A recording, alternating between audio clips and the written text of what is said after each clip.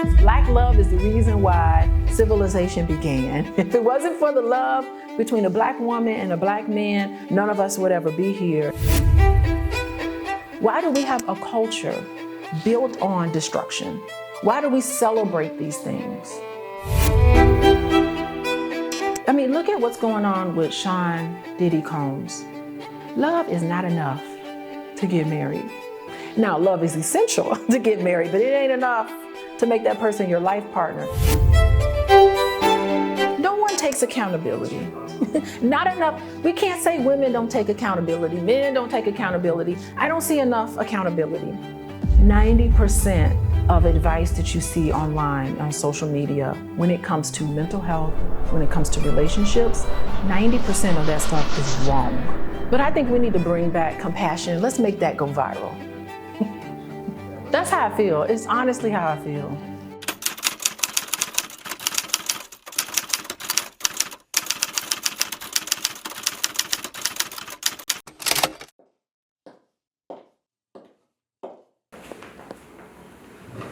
My name is Dr. Alicia Watkins, and I was born at John Andrews Hospital in Tuskegee, Alabama. That's ground zero of the Tuskegee syphilis experiment. And at the time, it was so important for my dad that I was born in this hospital because it was the very first hospital in the South that took Black people as patients. My parents at the time lived in Auburn, Alabama, and my mom was in labor, and he just drove all the way from Auburn to Tuskegee because he wanted that to be part of my birth story. And what's interesting is that my dad is also a social worker. I am a social worker, and he taught at Tuskegee University. I go to visit him, and he's like, come to my office. So I come to his office, and he's giving me a tour of the social work department, and he looks, there's this big computer lab. This exists right now, this big computer lab. And he said, this building was the hospital that you were born in. They converted the building into the bioscience building. And he said, you see that computer lab right there? I said, yeah. He said, you were born in that room. You don't realize the influences on your life that makes you make the decisions that you are making, but it's there. And so I guess unconsciously, maybe that was what was, instilled in me. And it's funny because my childhood, I went from the blackest city in the nation, which is Gary, Indiana. That's where I was raised. And every summer I would spend 3 months in the blackest city in the nation. So I grew up around Blackness. And I'm not saying that I'm only a therapist for the Black community, because I have people in my office from all backgrounds. As a second generation healer, because my parents are therapists. My parents were trained in child development and social issues, and their whole career is dedicated to really helping Black people. That's what I grew up in. And I mean, really growing up in Gary, Indiana in the 80s during the crack epidemic, I saw around me the effects that had on tearing families apart. When you have perpetrators of abuse historically, how could they not be affected by what's happened to them? They themselves are damaged. Even though historically, the dominant culture has been very hostile to Black people, but even elements of that dominant culture, they're hurting too. Perpetrators are hurt individuals. And that's why I don't turn anybody away. I'm a Black therapist with my Black perspective and my upbringing. But in terms of clientele, I can serve everybody. I do not like demonizing individuals just because they attack other people. I'm not making excuses for their behavior, but I definitely understand their behavior. We can't take everybody who's a perpetrator and put them in jail and lock them away somewhere. They need healing too. I've seen it happen. So I really get upset when I look online and I see just out and out attacks against people because they've done something wrong. I mean, look at what's going on with Sean Diddy Combs. Every 6 seconds, every 20 seconds, somebody is being abused. So we're going to put all of this onto this one person. Not to say that it's okay what he's doing. He needs healing too. But I think we need to start looking at society. Why do we have a culture built on destruction?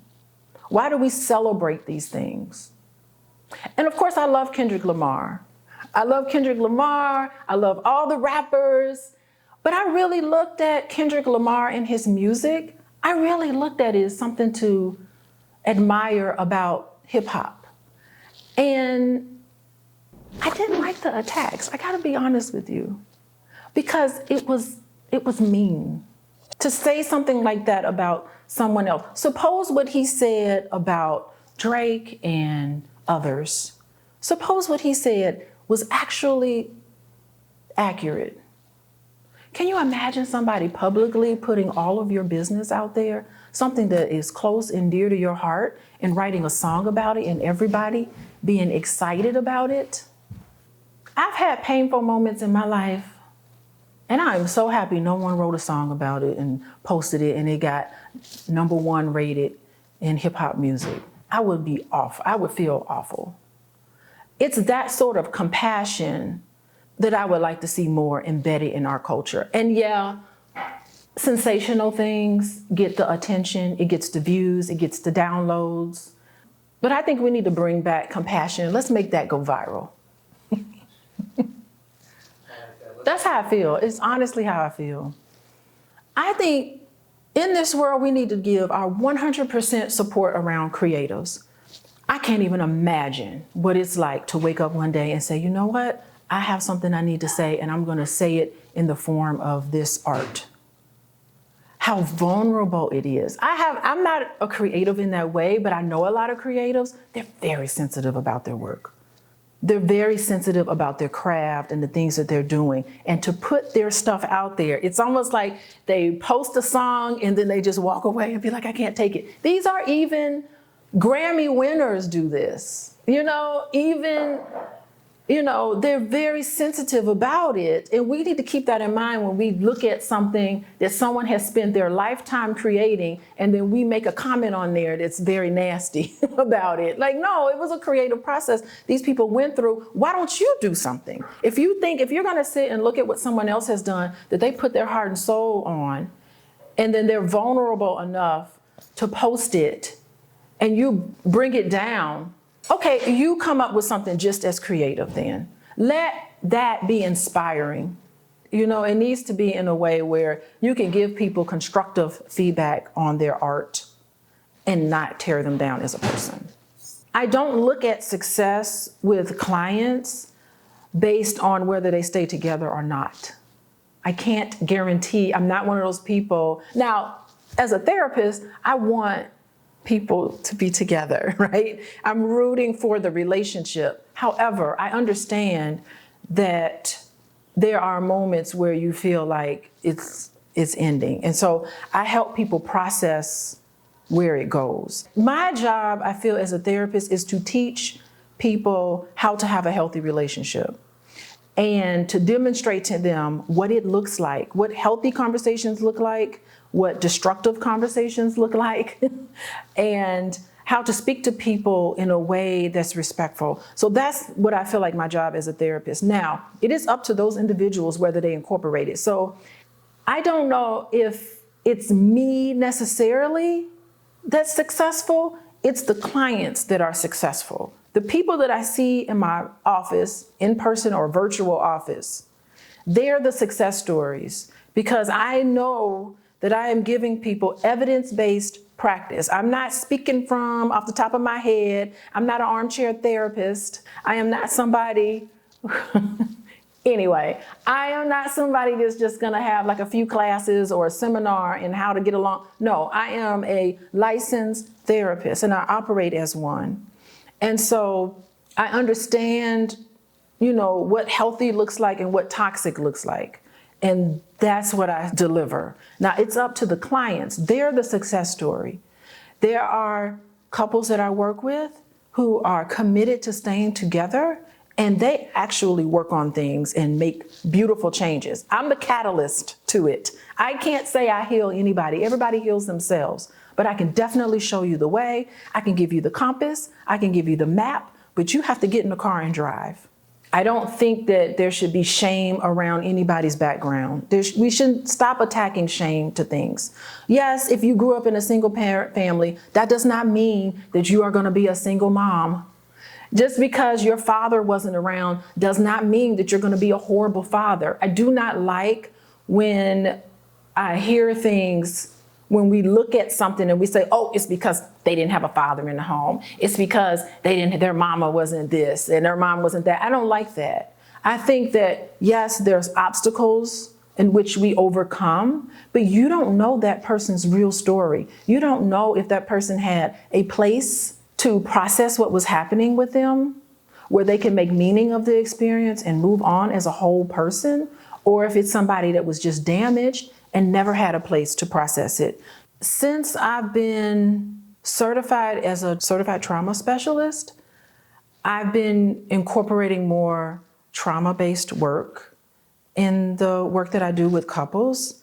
I know that when you're in your current relationship with someone and they say something and it's triggering and you react to that, you're reacting as if you were that person who was hurt whenever that was in the past. You're responding as if you're that. So if something happens to you when you were 8 years old and you go along your life and you're in a relationship with someone, by the way, your relationship with someone else, an intimate relationship, it is not at all the same as your work partner. It's not at all the same as your boss.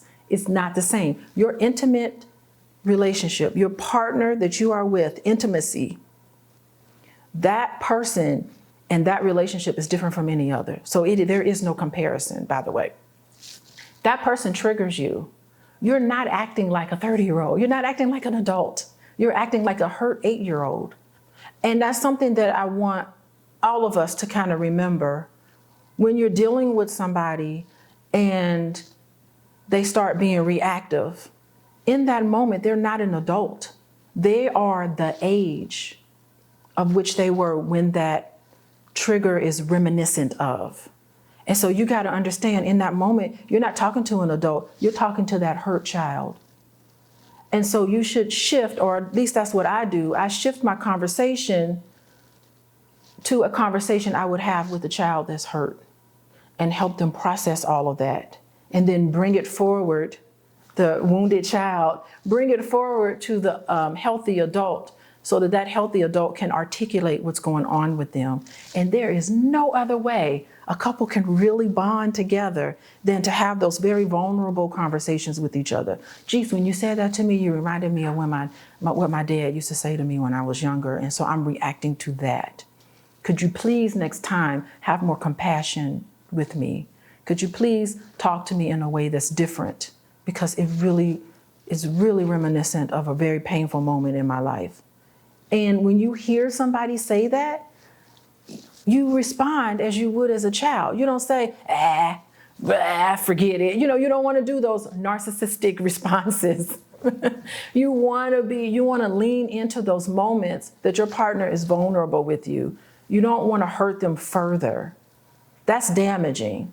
And so these are the changes that I challenge my couples to make with each other when they're dealing with each other. And once some get it, the ones who don't get it, they're going to be alone. Nobody wants to be with somebody who doesn't care about their feelings. Feelings do matter in intimate relationships. You can't. And then it's so funny because those people, they go on and they have a trail of failed relationships. And then they go out in the world and they blame it on everybody else. Like, what did you do? What did you do to contribute to this? I see you as a common denominator. I don't see enough accountability. We can't say women don't take accountability, men don't take accountability. When you're in a situation and you're pointing the finger, you just need to stop. You need to stop.